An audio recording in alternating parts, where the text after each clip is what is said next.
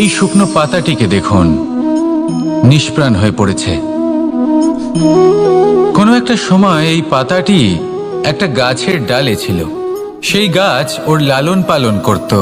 যখন যখন বাতাস বইত, এই পাতায় কম্পন দেখা দিত, মনকে প্রফুল্ল করে তুলত। কোনো একদিন এই পাতা গাছের ডাল থেকে ঝরে পড়ে গেল। নিঃসন্দেহে ও নিজের স্বাধীনতা পেল, কিন্তু আস্তে আস্তে শুকিয়ে গেল, নিষ্প্রাণ হয়ে গেল। দেখুন, আমি এই কথা বলছি না যে স্বাধীনতা অনুচিত, কখনোই না। কিন্তু যে কোনো পরিস্থিতিতে স্বাধীন হতে চাওয়া এটা নিশ্চিতরূপে অনুচিত। আমরা যদি আমাদের জীবনে পরিবারের গুরুত্ব ভেবে দেখি, তাহলে এই পরিবারে যতই মতভেদ থাকুক না কেন, যতই মনোমালিন্য থাকুক না কেন, যতই বিবাদ থাকুক না কেন, এই সব মিটিয়ে নেওয়া অত্যন্ত প্রয়োজনীয়। সেই সবকিছু সমাপ্ত করা অত্যন্ত প্রয়োজনীয়। কখনো এই পরিবারকে ভাঙতে দেবেন না, কখনো এই পরিবার থেকে দূরে চলে যাবেন না। এই পরিবার হলো আমাদের জীবনের একটা অমূল্য সম্পদ, অমূল্য এক আশ্রয়, যা এই সংসারে হয়তো কোথাও আপনি পাবেন না। তাই একে আগলে রাখুন। ভেবে নিন আপনি পাতা আর আপনার পরিবার সেই গাছ। আসুন আমার সাথে ভালোবেসে বলুন, রাধা রাধা। অনেক সময় আমরা জীবনে অনেক মানুষকে এমন বলতে শুনে থাকি যে আমি অসফল হয়েছি কারণ আমার সময় ভালো যাচ্ছিল না।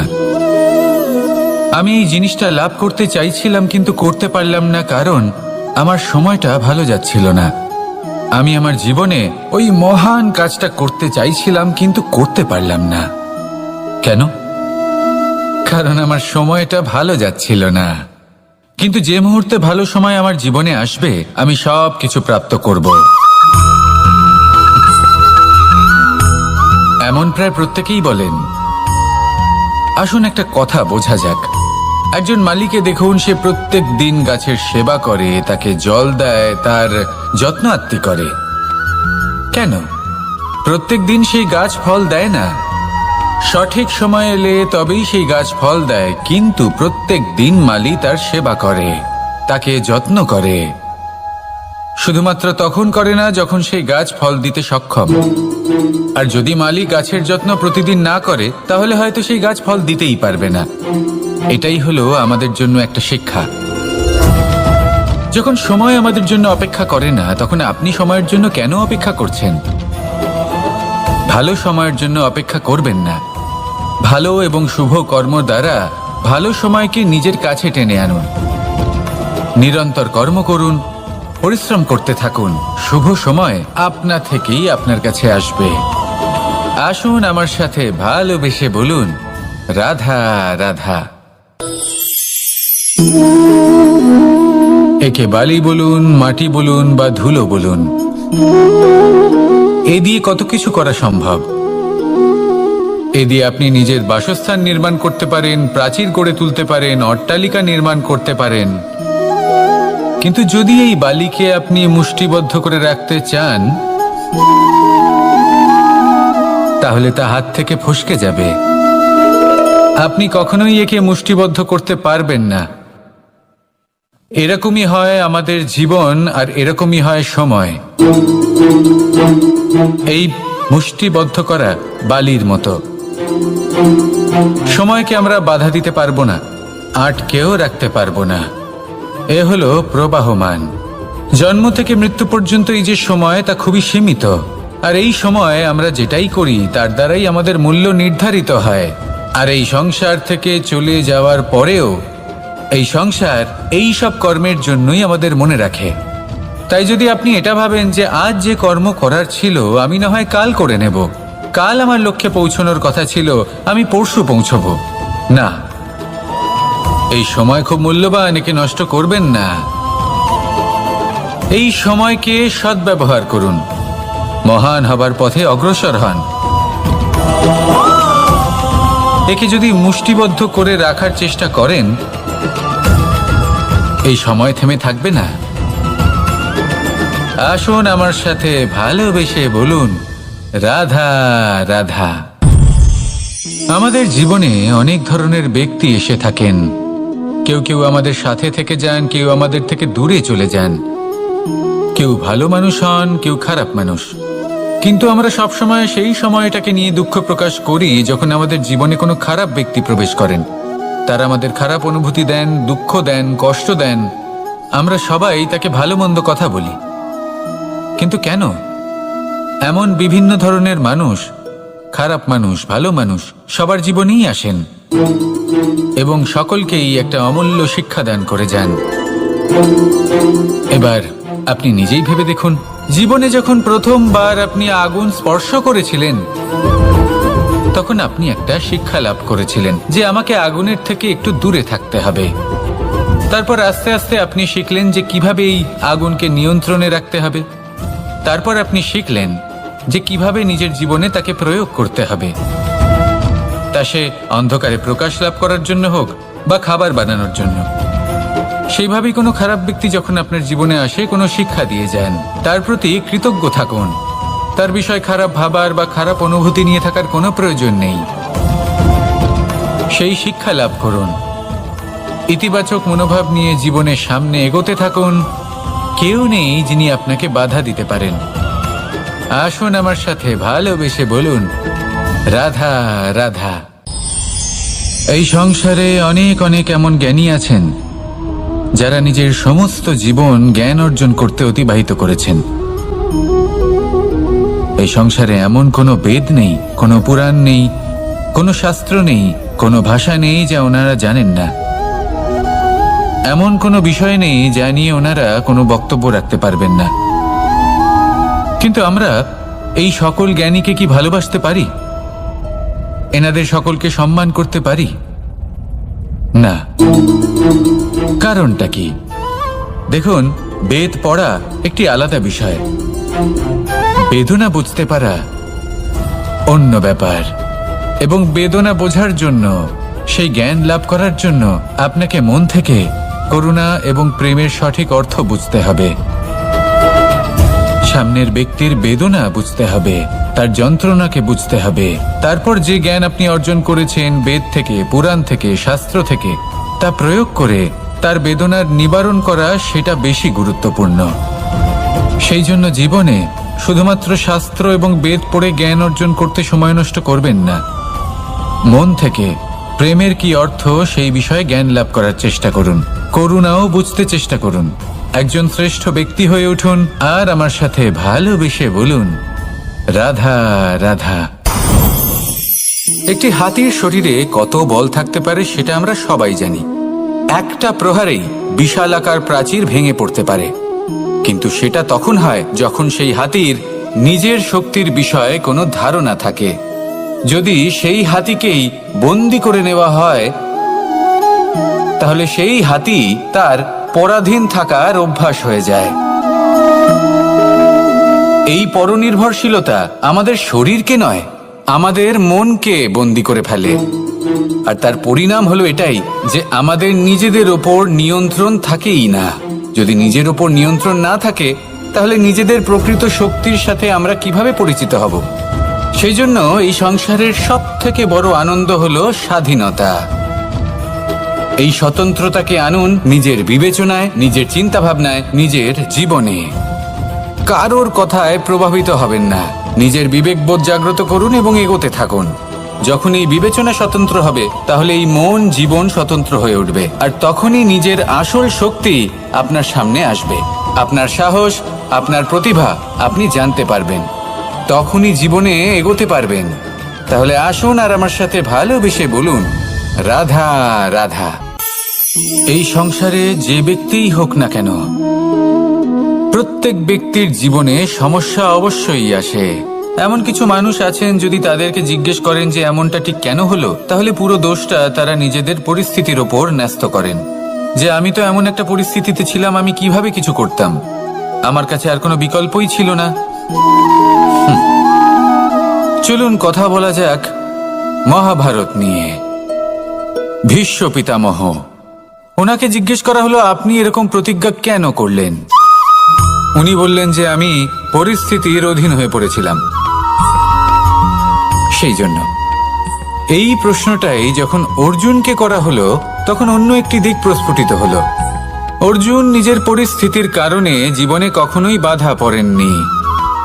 তিনি সিদ্ধান্ত নিয়েছিলেন সংঘর্ষ করার, সংসারের নিয়মের বিরুদ্ধাচারণ করার। এই সংসারে আপনি যা কিছুই হয়ে উঠতে পারেন তার সমগ্র শ্রেয় শুধুমাত্র আপনার পরিস্থিতির ওপর চাপিয়ে দেওয়া যায় না।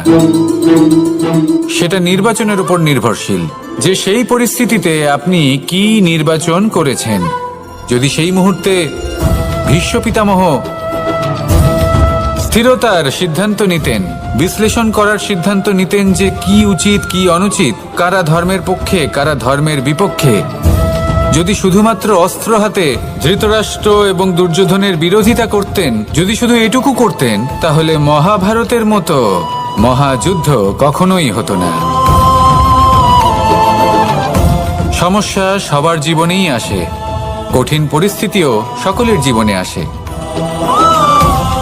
সেই ব্যক্তি এগিয়ে যেতে পারেন যিনি শ্রেষ্ঠ নির্বাচন করার ক্ষমতা রাখেন। তাহলে সেটাই করুন আর আমার সাথে ভালোবেসে বলুন, রাধা রাধা। রাধা কখনো কখনো আমার জন্য বড়ই সুগন্ধি আতর নিয়ে আসে, পারিজাত ফুলের মালা নিয়ে আসে আমার প্রসাধন করবে বলে, এবং আমার সব থেকে বেশি প্রিয় মাখন নিজে হাতে বানিয়ে আনে আমাকে নিজে হাতে খাইয়ে দেবে বলে, সবকিছু আমাকে প্রসন্ন করবে বলে। কিন্তু আপনি কখনো ভেবেছেন যে এই আতর কিভাবে বানানো হয়? সহস্র ফুলের পাপড়ি একসাথে পিষে নিতে হয়, তারপরে তার থেকে যে রস নিঃসৃত হয় সেই রস দ্বারাই আতর তৈরি হয়। অনেক সংখ্যক ফুলকে অসীম যন্ত্রণা ভোগ করতে হয়, তবে তারা আমার প্রসাধন সামগ্রী হয়ে উঠতে পারে। দুধ থেকে মাখন তৈরি করার জন্য কতটা পরিমাণ মন্থন সহ্য করতে হয় সেটা আপনি জানেন। ঠিক সেই রকমই হলো আমাদের জীবনও। বিপদও আসে, কঠিন পরিস্থিতিও আসে, এর সম্মুখীন হতে শিখুন। মনে রাখবেন, আপনি হলেন সেই দুধ যাকে মন্থন সহ্য করতে হবে মাখন হয়ে ওঠার জন্য। মনে রাখবেন, আপনি হলেন সেই ফুলের মতন যাদের পিষ্ট হতে হবে সুগন্ধি আতর হয়ে ওঠার জন্য, যাকেই সংসার পছন্দ করে। কখনো কখনো জীবনে আপনার সাথে খারাপ শুধুমাত্র এই কারণে ঘটে যাতে আপনার শ্রেষ্ঠ রূপ এই সংসারের সামনে আসতে পারে। শুধুমাত্র কঠিন পরিস্থিতি এবং বিপদকে একটা সুযোগ হিসেবে দেখার চেষ্টা করুন। আপনার জন্য এই সংসার বদলে যাবে, সংসারকে দেখার দৃষ্টিভঙ্গি পাল্টে যাবে, আপনার ভাগ্য পাল্টে যাবে, আর এই মন প্রসন্ন হয়ে বলবে, রাধা রাধা। জীবনে অনেক সময় আমরা এটা দেখে থাকি যে আগামী প্রজন্ম সেই কাজটি করে যেটা তার পূর্ববর্তী প্রজন্ম করে গেছেন। একটা উদাহরণ দিই। তাহলে দেখুন, একদিকে আছে মাতা পিতা যারা আজীবন সংঘর্ষ করেছেন ধন অর্জন করার জন্য, তারপর তারই সন্তান তার সাথেই লড়াই করে তার থেকে সমস্ত সম্পত্তি ছিনিয়ে নিল। তারপরে যত সময় অতিবাহিত হয় সেই সন্তানের সাথেও সেই একই ক্রিয়া ঘটতে থাকে। তার সন্তান তার সমস্ত সম্পত্তি ছিনিয়ে নেয়। তাহলে এমন কি সঞ্চয় করবেন যা পরবর্তী প্রজন্মকে দিয়ে যেতে পারেন সেই বিষয়ে ভাবুন। ভেবে দেখুন, এই যে ধন সঞ্চয় আপনি করছেন এর আসলে লাভ কি? অবশ্যই আবশ্যক, কিন্তু এটাই কি শুধু সবথেকে গুরুত্বপূর্ণ বিষয় যেখানে আপনি জানেন যে আপনি এই সম্পত্তি ভোগ করতে পারবেন না, কারণ এই সমস্ত সম্পত্তি আপনাকে পরবর্তী প্রজন্মের হাতে সঁপে দিতে হবে। তাহলে ধন সঞ্চয় করুন, কিন্তু এমন একটা সম্পত্তি কেন সঞ্চয় করা উচিত নয় যার উপভোগও আপনি করতে পারবেন, পরবর্তী প্রজন্মকেও দিয়ে যেতে পারবেন, আর মতভেদও হবে না। এমন সম্পত্তি আছে, আর এই সম্পত্তি হলো প্রেম। যদি আপনার মনে কোনো কিছু সঞ্চয় করার বাসনা জেগে ওঠে, তাহলে প্রেম সঞ্চয় করুন। সেটা পরবর্তী প্রজন্মও পাবে এবং সেই প্রজন্ম ভবিষ্যতে ভালোবাসা ছড়াতে থাকবে, আর তখন এই মন সুপ্রসন্ন হয়ে বলবে, রাধা রাধা। জ্যোতিষ একটা বিদ্যা, এ হলো একটা বিজ্ঞান। যে নক্ষত্র দশায় আপনি জন্মগ্রহণ করেছেন, যে স্থানে আপনার জন্ম হয়েছে, এগুলো আপনার জীবনের দিশা স্থির করার ক্ষেত্রে গুরুত্বপূর্ণ ভূমিকা পালন করে। কিন্তু যে রাশিতে আপনি জন্ম নিয়েছেন আর আপনার যা নাম স্থির হয়েছে, সেটা আপনার ভবিষ্যৎ নির্ধারণ করবে তা আবশ্যক নয়। রা দিয়ে রাম এবং রা দিয়ে রাবণ, এই দুজনের রাশি সমান ছিল, কিন্তু একজন নিজের শক্তির দুর্ব্যবহার করলেন। স্বর্ণ লঙ্কার অধিপতি রাবণ, চতুর্দিকে বিজয়ী হওয়া সেই ব্যক্তি নিজের পতনের সম্মুখীন হলেন। শ্রীরাম রাবণকে বধ করলেন। শ্রীরাম, যিনি নিজের কর্ম দ্বারা, নিজের পরিশ্রম দ্বারা ঈশ্বর উপাধি লাভ করেছিলেন, 14 বছরের বনবাস ভোগ করলেন, আর যখন বিপদে পড়লেন তখনও নিজের রাজ্যের সাহায্য নিলেন না। বনের মধ্যে নিজে বানর এবং ভাল্লুকদের নিয়ে একটি সেনাবাহিনী গড়ে তুললেন এবং রাবণকে তার কুকর্মের শাস্তি দিলেন। তাই সর্বদা এটা মনে রাখবেন, আপনার খ্যাতি, আপনার ভবিষ্যৎ আপনার কর্ম নির্ধারণ করে, আপনার রাশি নয়। তাই সবসময় শ্রেষ্ঠ কর্ম করুন আর আমার সাথে ভালোবেসে বলুন, রাধা রাধা। আমাদের সকলের কাছে বৃক্ষ অত্যন্ত প্রিয়। আমরা সর্বদাই চাই এই বৃক্ষ যেন সবুজ থাকে, ফুলে ফলে ভরে থাকে, আমাদের ছায়া প্রদান করে, তা যেন সুস্থ থাকে, আমাদের ফল প্রদান করে। আর সেই জন্য আমরা প্রতিদিন সেই বৃক্ষকে জল প্রদান করি। কিন্তু কখনো ভেবে দেখেছেন যে জল তো আমরা বৃক্ষের গোড়ায় দিই, তারপরেও এই জল সেই বৃক্ষের প্রত্যেকটি পাতায় ঠিক পৌঁছে যায়? এটা কিভাবে সম্ভব? কিছুটা এরকমই হলো আমাদের কর্ম।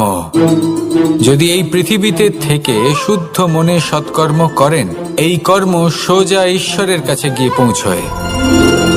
যদি শ্রদ্ধা ভাব নিয়ে, সমর্পিত হয়ে, শুদ্ধ চিত্তে আপনি কাউকে সেবা করেন, তা সে মাতা পিতাই হোক, পরিবার হোক, গুরু হোক, পশুপক্ষী হোক বা সমাজ হোক, তাহলে সেটা সোজা ঈশ্বরের চরণে সমর্পিত হয়। সবসময় সবসময় শুদ্ধ চিত্তে সমর্পিত হয়ে এবং মনে শ্রদ্ধা ভাব নিয়ে কর্ম করুন। ঈশ্বর নিজে থেকেই এর ফল আপনাকে প্রদান করবেন। আসুন আমার সাথে ভালোবেসে বলুন, রাধা রাধা। আশা এবং বিশ্বাস মানুষের জীবনের দুই অমূল্য স্তম্ভ। এটাই হলো ঢাল এবং এটাই হলো অস্ত্র। এটাই আমাদের রক্ষা করে এবং এটাই আমাদের জীবনের পথ প্রশস্ত করে। কিন্তু ছোট একটা সমস্যা আছে। এবার যদি আপনি বটবৃক্ষের থেকে এই আশা রাখেন যে এ আমাকে ফল দেবে, তাহলে সেই আশা ভঙ্গ হওয়াই স্বাভাবিক। আর যদি আপনি বিশ্বাস করেন যে খেজুর গাছ আপনাকে ছায়া প্রদান করবে, তাহলে সেই বিশ্বাসও অবশ্যই ভঙ্গ হবে। তাহলে কি করা উচিত? চোখ বন্ধ করে যে কাউকে বিশ্বাস করার আগে বা যে কারোর থেকে আশা রাখার আগে নির্বাচন করুন যে কার ওপর বিশ্বাস রাখতে চান, কার ওপর আশা রাখতে চান। তবে আমি তো বলবো যে বিশ্বাস করতে হলে নিজের ওপর করুন, যে এই সংসারে এমন কোনো কাজ নেই যা আপনি করতে পারেন না। আর শুধু কর্ম করতে থাকুন আর ভরসা রাখুন ঈশ্বরের ওপর, যে উনি আপনার কর্ম দেখবেন আর আপনাকে আপনার কর্মফল অবশ্যই দেবেন, আপনাকে সাফল্য দেবেন। যদি আপনার বিশ্বাস অটল হয়, নিরন্তর পরিশ্রম করেন, তাহলে ঈশ্বর কখনোই আপনার আশা ভঙ্গ হতে দেবেন না। আসুন আর আমার সাথে ভালোবেসে বলুন, রাধা রাধা। যখন মানুষের মৃত্যু হয়,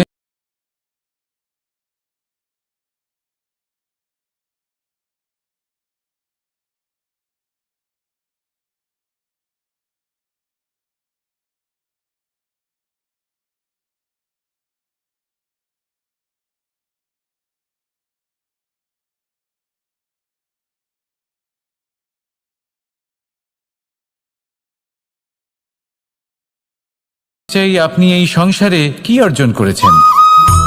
ধন, সম্পত্তি, বস্ত্র, আভূষণ।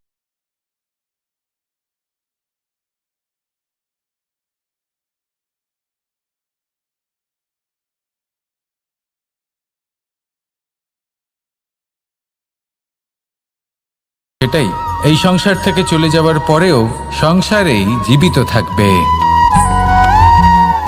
যদি আপনি দুষ্কর্ম করেন তাহলে এই সংসার আপনাকে একটি অনুচিত উদাহরণ হিসেবে মনে রাখবে যে এই ব্যক্তি খুব পাপী ছিল, অনুচিত কর্ম করতেন। যে পথে তিনি চলেছেন সেই পথে কারোর চলা উচিত নয়। সেখানেই যদি আপনি সৎকর্ম করেন তাহলে সংসার চিরকাল এটাই বলবে যে খুব ভালো মানুষ ছিলেন, সবাইকে ভালোবাসতেন, সবাইকে সাহায্য করতেন, আমার খুব প্রিয় মানুষ ছিলেন। এটাই হলো শ্রেষ্ঠ কর্ম। সেই জন্য জীবনে শুধুমাত্র ধন সম্পত্তি আভূষণ এই সব অর্জন করতে গিয়ে নিজের মনোনিবেশ করবেন না। শ্রেষ্ঠ কর্ম করুন। সংসার থেকে চলে যাওয়ার পরেও এই কর্মই এই সংসারে আপনাকে জীবিত রাখবে। আসুন আমার সাথে ভালোবেসে বলুন, রাধা রাধা। কখনো কখনো অন্ধকারের সাথে লড়াই করার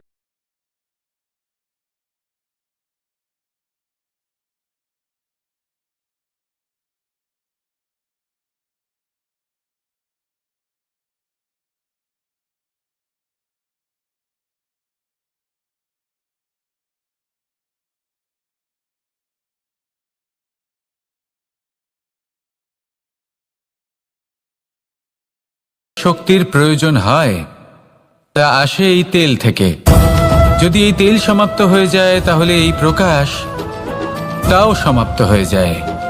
আর আমাদের জীবনে এই তেল হলো আমাদের কর্ম, আর এই আগুন আর এর দ্বারা উৎপন্ন হওয়া প্রকাশ আমাদের ভাগ্য।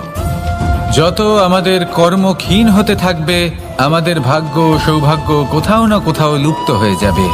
যে উজ্জ্বল ভবিষ্যৎ আমরা চাইছি তা কখনো লাভ করতে পারবো না যদি কর্ম না করি। ঠিক যেমন তেল ছাড়া অগ্নি উৎপন্ন হয় না, তেমনি কর্ম ছাড়া সৌভাগ্য হয় না। আর যেমন কর্ম তেমন ভাগ্য। তাই সবসময় কর্ম করতে থাকুন, কর্ম করা থামাবেন না। আর আমার সাথে ভালোবেসে বলুন, রাধা রাধা। এই শুকনো পাতাটিকে দেখুন, নিষ্প্রাণ হয়ে পড়েছে। কোনো একটা সময় এই পাতাটি একটা গাছের ডালে ছিল। সেই গাছ ওর লালন পালন করত। যখন যখন বাতাস বইত এই পাতায় কম্পন দেখা দিত, মনকে প্রফুল্ল করে তুলত। কোনো একদিন এই পাতা গাছের ডাল থেকে ঝরে পড়ে গেল। নিঃসন্দেহে ও নিজের স্বাধীনতা পেল, কিন্তু আস্তে আস্তে শুকিয়ে গেল, নিষ্প্রাণ হয়ে গেল। দেখুন, আমি এই কথা বলছি না যে স্বাধীনতা অনুচিত, কখনোই না। কিন্তু যে কোনো পরিস্থিতিতে স্বাধীন হতে চাওয়া এটা নিশ্চিতরূপে অনুচিত। আমরা যদি আমাদের জীবনে পরিবারের গুরুত্ব ভেবে দেখি তাহলে এই পরিবারে যতই মতভেদ থাকুক না কেন, যতই মনোমালিন্য থাকুক না কেন, যতই বিবাদ থাকুক না কেন, এই সব মিটিয়ে নেওয়া অত্যন্ত প্রয়োজনীয়। সেই সবকিছু সমাপ্ত করা অত্যন্ত প্রয়োজনীয়। কখনো এই পরিবারকে ভাঙতে দেবেন না, কখনো এই পরিবার থেকে দূরে চলে যাবেন না। এই পরিবার হলো আমাদের জীবনের একটা অমূল্য সম্পদ, অমূল্য এক আশ্রয়, যা এই সংসারে হয়তো কোথাও আপনি পাবেন না। তাই একে আগলে রাখুন। ভেবে নিন আপনি পাতা আর আপনার পরিবার সেই গাছ। আসুন আমার সাথে ভালোবেসে বলুন, রাধা রাধা। অনেক সময় আমরা জীবনে অনেক মানুষকে এমন বলতে শুনে থাকি যে আমি অসফল হয়েছি কারণ আমার সময় ভালো যাচ্ছিল না। আমি এই জিনিসটা লাভ করতে চাইছিলাম কিন্তু করতে পারলাম না কারণ আমার সময়টা ভালো যাচ্ছিল না। আমি আমার জীবনে ওই মহান কাজটা করতে চাইছিলাম কিন্তু করতে পারলাম না। কেন? কারণ আমার সময়টা ভালো যাচ্ছিল না। কিন্তু যে মুহূর্তে ভালো সময় আমার জীবনে আসবে আমি সব কিছু প্রাপ্ত করব। এমন প্রায় প্রত্যেকেই বলেন। আসুন একটা কথা বোঝা যাক। একজন মালিকে দেখুন, সে প্রত্যেক দিন গাছের সেবা করে, তাকে জল দেয়, তার যত্ন আত্তি করে। কেন? প্রত্যেক দিন সেই গাছ ফল দেয় না। সঠিক সময় এলে তবেই সেই গাছ ফল দেয়, কিন্তু প্রত্যেক দিন মালি তার সেবা করে, তাকে যত্ন করে। শুধুমাত্র তখন করে না যখন সেই গাছ ফল দিতে সক্ষম। আর যদি মালি গাছের যত্ন প্রতিদিন না করে তাহলে হয়তো সেই গাছ ফল দিতেই পারবে না। এটাই হলো আমাদের জন্য একটা শিক্ষা। যখন সময় আমাদের জন্য অপেক্ষা করে না, তখন আপনি সময়ের জন্য কেন অপেক্ষা করছেন? ভালো সময়ের জন্য অপেক্ষা করবেন না। ভালো এবং শুভ কর্ম দ্বারা ভালো সময়কে নিজের কাছে টেনে আনুন। নিরন্তর কর্ম করুন, পরিশ্রম করতে থাকুন। শুভ সময় আপনা থেকেই আপনার কাছে আসবে। আসুন আমার সাথে ভালোবেসে বলুন, রাধা রাধা। একে বালি বলুন, মাটি বলুন বা ধুলো বলুন, এ দিয়ে কত কিছু করা সম্ভব। এ দিয়ে আপনি নিজের বাসস্থান নির্মাণ করতে পারেন, প্রাচীর গড়ে তুলতে পারেন, অট্টালিকা নির্মাণ করতে পারেন। কিন্তু যদি এই বালিকে আপনি মুষ্টিবদ্ধ করে রাখতে চান, তাহলে তা হাত থেকে ফসকে যাবে। আপনি কখনোই একে মুষ্টিবদ্ধ করতে পারবেন না। এরকমই হয় আমাদের জীবন, আর এরকমই হয় সময়। এই মুষ্টিবদ্ধ করা বালির মতো। সময়কে আমরা বাধা দিতে পারবো না, আটকেও রাখতে পারবো না। এ হলো প্রবাহমান। জন্ম থেকে মৃত্যু পর্যন্ত এই যে সময়, তা খুবই সীমিত। আর এই সময় আমরা যেটাই করি তার দ্বারাই আমাদের মূল্য নির্ধারিত হয়। আর এই সংসার থেকে চলে যাওয়ার পরেও এই সংসার এই সব কর্মের জন্যই আমাদের মনে রাখে। তাই যদি আপনি এটা ভাবেন যে আজ যে কর্ম করার ছিল আমি না হয় কাল করে নেব, কাল আমার লক্ষ্যে পৌঁছানোর কথা ছিল আমি পরশু পৌঁছবো, না, এই সময় খুব মূল্যবান, একে নষ্ট করবেন না। এই সময়কে সদ্ব্যবহার করুন, মহান হবার পথে অগ্রসর হন। একে যদি মুষ্টিবদ্ধ করে রাখার চেষ্টা করেন, এই সময় থেমে থাকবে না। আসুন আমার সাথে ভালোবেসে বলুন, রাধা রাধা। আমাদের জীবনে অনেক ধরনের ব্যক্তি এসে থাকেন। কেউ কেউ আমাদের সাথে থেকে যান, কেউ আমাদের থেকে দূরে চলে যান। কেউ ভালো মানুষ হন, কেউ খারাপ মানুষ। কিন্তু আমরা সবসময় সেই সময়টাকে নিয়ে দুঃখ প্রকাশ করি যখন আমাদের জীবনে কোনো খারাপ ব্যক্তি প্রবেশ করেন। তারা আমাদের খারাপ অনুভূতি দেন, দুঃখ দেন, কষ্ট দেন। আমরা সবাই তাকে ভালো মন্দ কথা বলি। কিন্তু কেন? এমন বিভিন্ন ধরনের মানুষ, খারাপ মানুষ, ভালো মানুষ সবার জীবনেই আসেন এবং সকলকেই একটা অমূল্য শিক্ষা দান করে যান। এবার আপনি নিজেই ভেবে দেখুন, জীবনে যখন প্রথমবার আপনি আগুন স্পর্শ করেছিলেন, তখন আপনি একটা শিক্ষা লাভ করেছিলেন যে আমাকে আগুনের থেকে একটু দূরে থাকতে হবে। তারপর আস্তে আস্তে আপনি শিখলেন যে কিভাবে এই আগুনকে নিয়ন্ত্রণে রাখতে হবে। তারপর আপনি শিখলেন যে কিভাবে নিজের জীবনে তাকে প্রয়োগ করতে হবে, তা সে অন্ধকারে প্রকাশ লাভ করার জন্য হোক বা খাবার বানানোর জন্য। সেইভাবেই কোনো খারাপ ব্যক্তি যখন আপনার জীবনে আসে, কোনো শিক্ষা দিয়ে যান, তার প্রতি কৃতজ্ঞ থাকুন। তার বিষয় খারাপ ভাবার বা খারাপ অনুভূতি নিয়ে থাকার কোনো প্রয়োজন নেই। সেই শিক্ষা লাভ করুন, ইতিবাচক মনোভাব নিয়ে জীবনের সামনে এগোতে থাকুন। কেউ নেই যিনি আপনাকে বাধা দিতে পারেন। আসুন আমার সাথে ভালোবেসে বলুন, রাধা রাধা। এই সংসারে অনেক অনেক এমন জ্ঞানী আছেন যারা নিজের সমস্ত জীবন জ্ঞান অর্জন করতে অতিবাহিত করেছেন। এই সংসারে এমন কোনো বেদ নেই, কোনো পুরাণ নেই, কোনো শাস্ত্র নেই, কোনো ভাষা নেই যা ওনারা জানেন না। এমন কোনো বিষয় নেই যা নিয়ে ওনারা কোনো বক্তব্য রাখতে পারবেন না।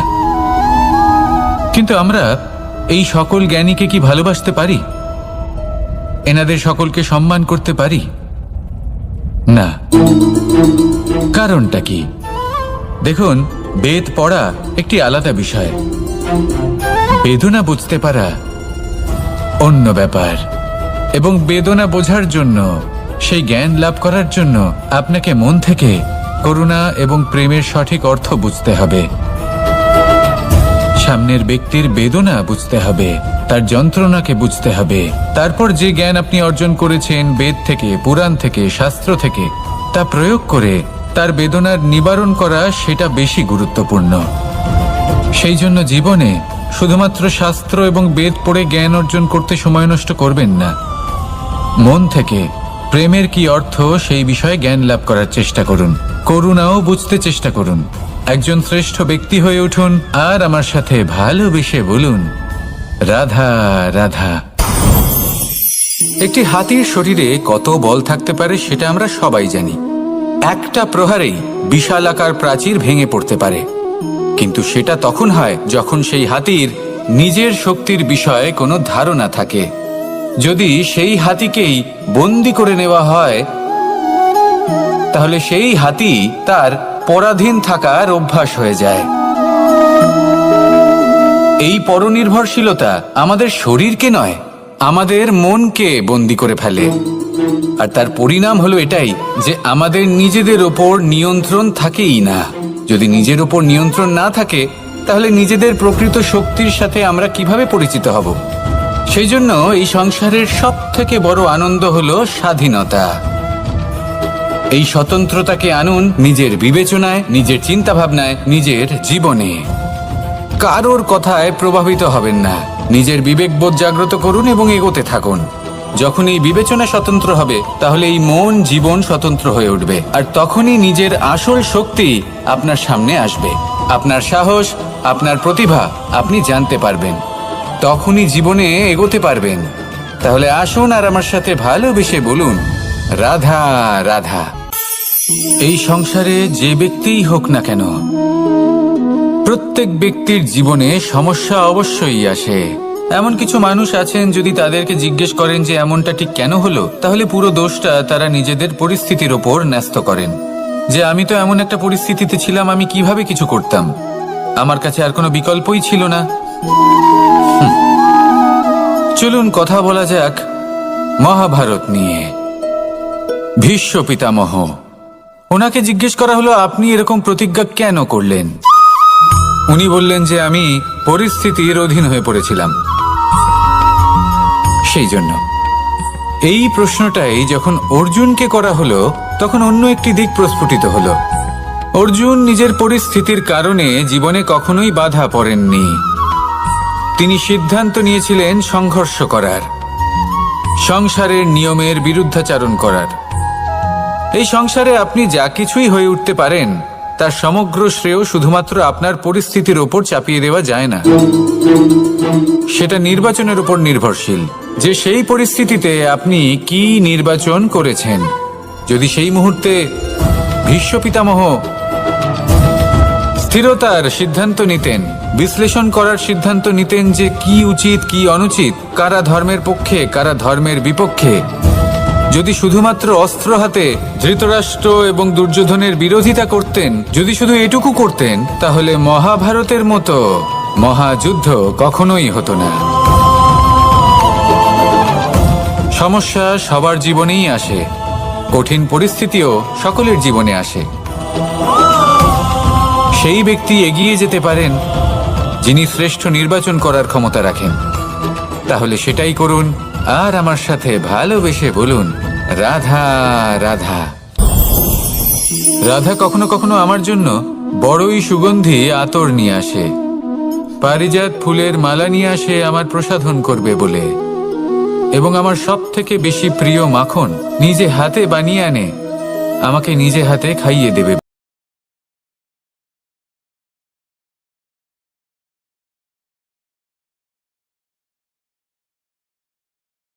ফুলের পাপড়ি একসাথে পিষে নিতে হয়, তারপরে তার থেকে যে রস নিঃসৃত হয়, সেই রস দ্বারাই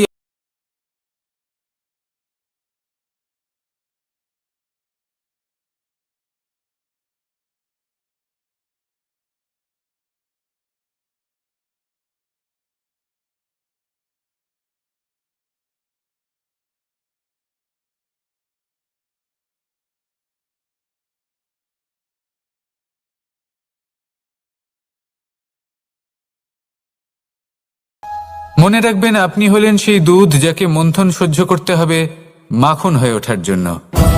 মনে রাখবেন, আপনি হলেন সেই ফুলের মতন যাদের পিষ্ট হতে হবে সুগন্ধি আতর হয়ে ওঠার জন্য, যাকে এই সংসার পছন্দ করে।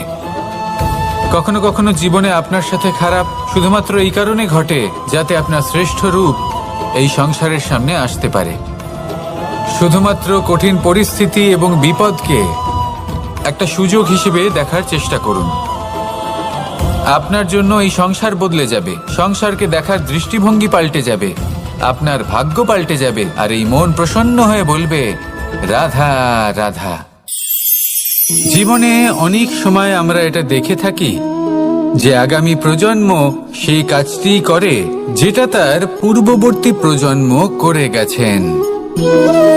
একটা উদাহরণ দিই, তাহলে দেখুন, একদিকে আছে মাতা পিতা যারা আজীবন সংঘর্ষ করেছেন ধন অর্জন করার জন্য, তারপর তারই সন্তান তার সাথে এই লড়াই করে তার থেকে সমস্ত সম্পত্তি ছিনিয়ে নিল।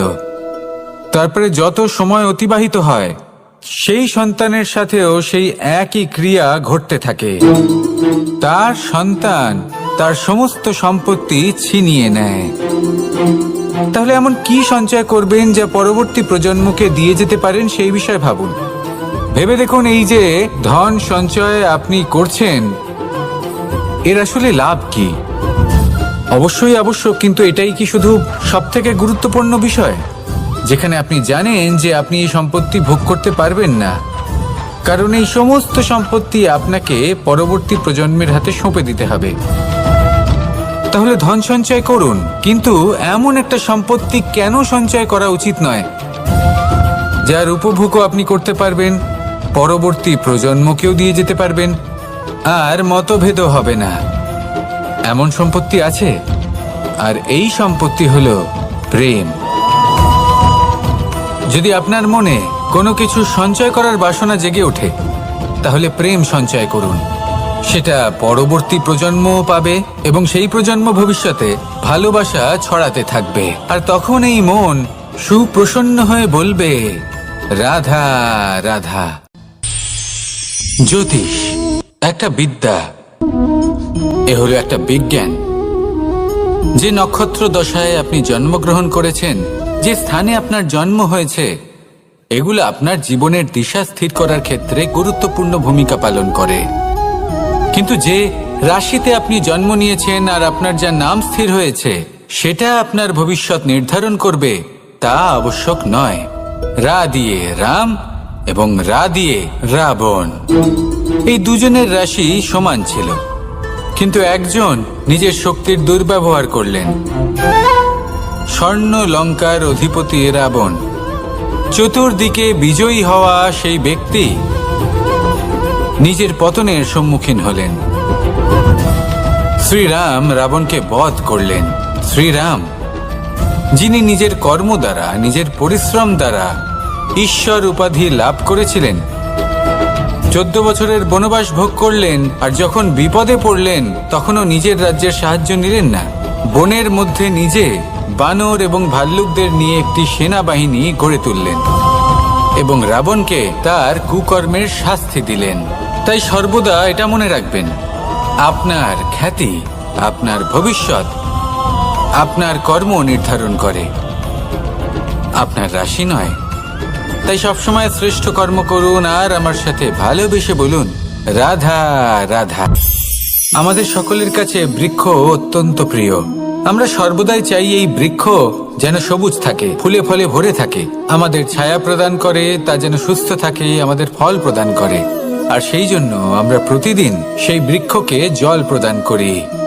কিন্তু কখনো ভেবে দেখেছেন যে জল তো আমরা বৃক্ষের গোড়ায় দিই, তারপরেও এই জল সেই বৃক্ষের প্রত্যেকটি পাতায় ঠিক পৌঁছে যায়? এটা কিভাবে সম্ভব?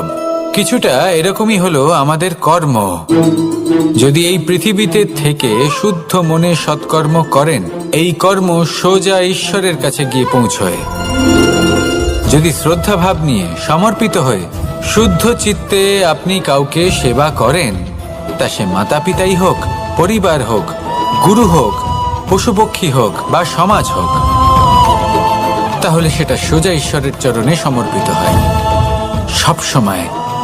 সবসময় শুদ্ধ চিত্তে সমর্পিত হয়ে এবং মনে শ্রদ্ধা ভাব নিয়ে কর্ম করুন। ঈশ্বর নিজে থেকেই এর ফল আপনাকে প্রদান করবেন। আসুন আমার সাথে ভালোবেসে বলুন